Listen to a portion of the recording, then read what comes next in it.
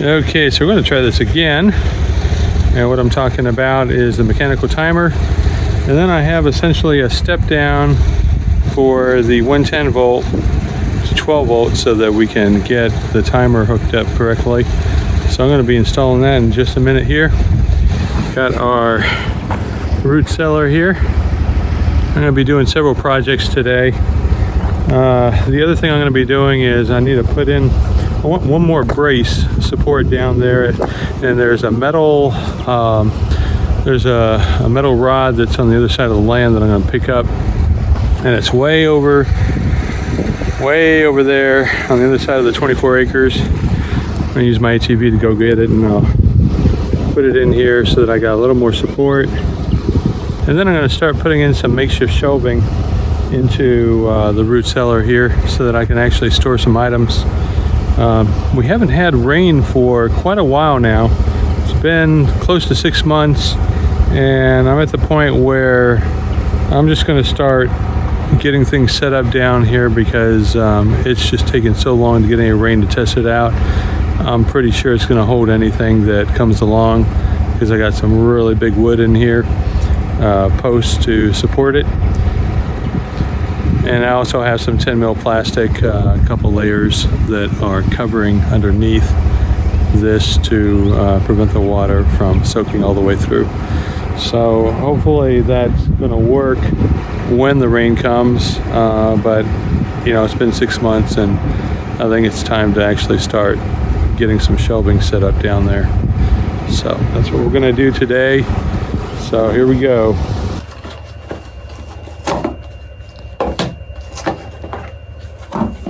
It should be pretty simple to set up now that I have this step down here. So this is Anvil 600 watt power switch supply, and it's a 110 or 230 volt to 12 volt DC converter. So hopefully that's going to be the solution here.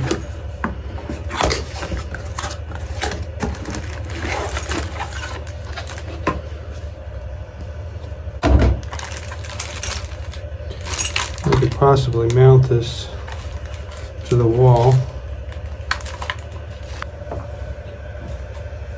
You can see right here, this is where you're going to clamp your positive and negative. Alright, I hear the fan turning on here for the step down. Fan is good. Alright. And the last thing, I obviously set the timer, but I need to put the clamps here. Alright, so we've got positive and negative, positive, negative. There we go. Alright, that works. So that is the solution, is to have this step down right here. Again, our fan is right here, and a little bit complicated, but it works. So that means that I can turn this power off for the fan by adjusting the mechanical timer here. And so that's what I'm going to do. I'll adjust that mechanical timer there so that it turns on and off. So I'll do that next. Okay, so I have this set up now, and what it has here is it has a switch, and if you turn this switch to on, it will turn the fan on. Like that. And so that bypasses the actual timer here. So you want actually off with the timer set, and you can see there's kind of a little clock there. So that means that it's going to go by what this timer shows. And so right now it is 9:30 a.m. and I've set it for an hour. Each one of those little things is 15 minutes. So I push down 4 of them, and that'll give me a full hour of fan time, and then it'll turn off again. So in just a few minutes this will turn on, and we'll do the fan for an hour. which we'll see if that's enough to keep the humidity down. I can always adjust that. Everything else here looks pretty good. We have a showing here 75% charge right now on the battery, which I don't really take this too literally because they tend not to be perfectly accurate with the battery charging. So, and then I'm gonna set this up, mount it to the wall, I think, so that it's out of the way. That's a good solution. I appreciate you guys suggesting the solutions. They gave me a couple of solutions, and this is one of them. Good to know that we've got friends out there who are helping me out. All right, that'll be good for now. I just got that hanging off of a screw.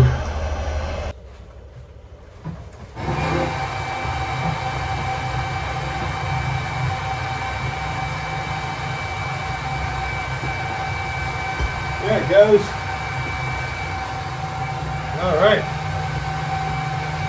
Well, we know it works. Awesome.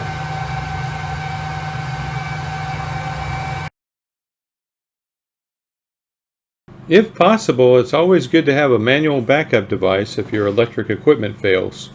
The battery on my inflator went dead, so here's my backup.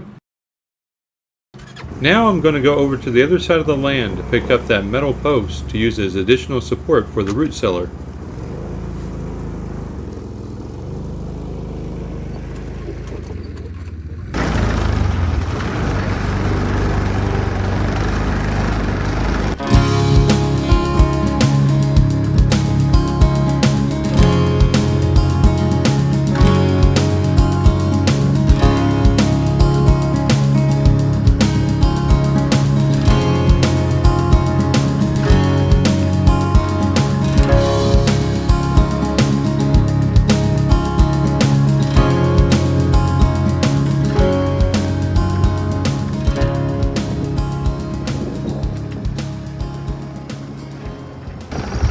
All right, here we have this metal post. We use that as support.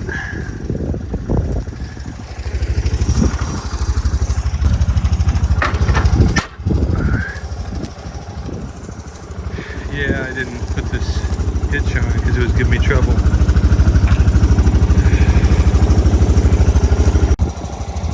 There we go, all good to go. This is a heavy post. So this was here when I purchased the land. Sitting right up at the tree there. So I remembered about it, and that'll be a really good support.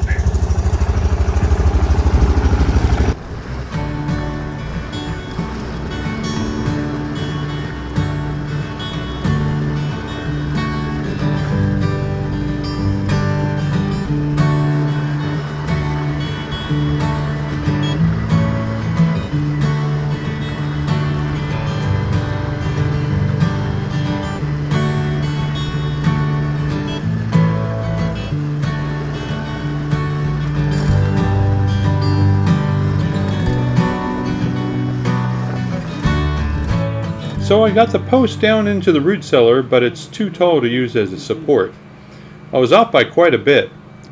I would have to dig 3 feet deep in order to get it to work, so I opted to use one of the 2 wooden posts that I have left.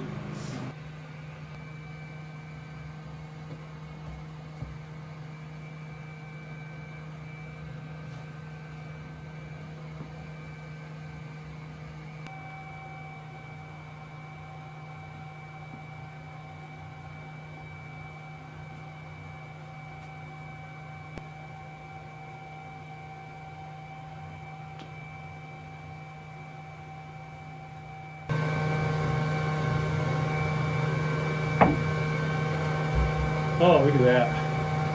That is sweet. It actually fits almost perfectly. You can take a look up here. All I have to do is just kind of jimmy that in, and it should fit.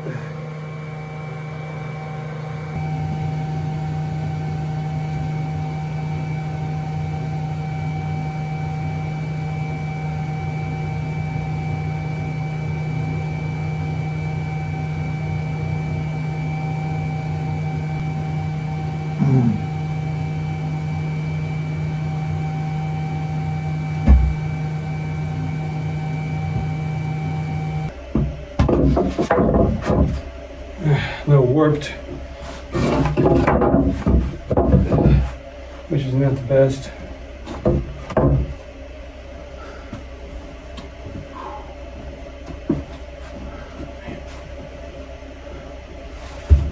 Tell you what, well, it's gotten down to 72 percent humidity, and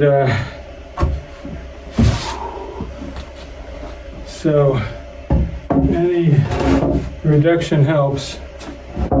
Yeah, see, that fits. I think those are 6-inch. I think. I don't have my tape measure with me. I think these are 6-inch. Look like it.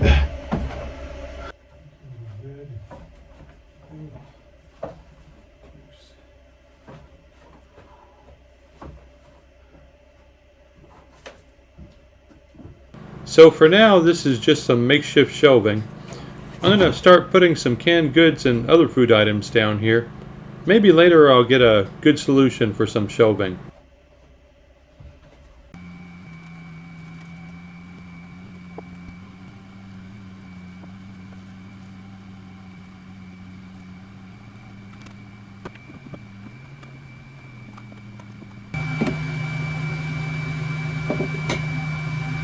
Changing the subject, probably some of you have cellular trail cams that you use for security and tracking game real time.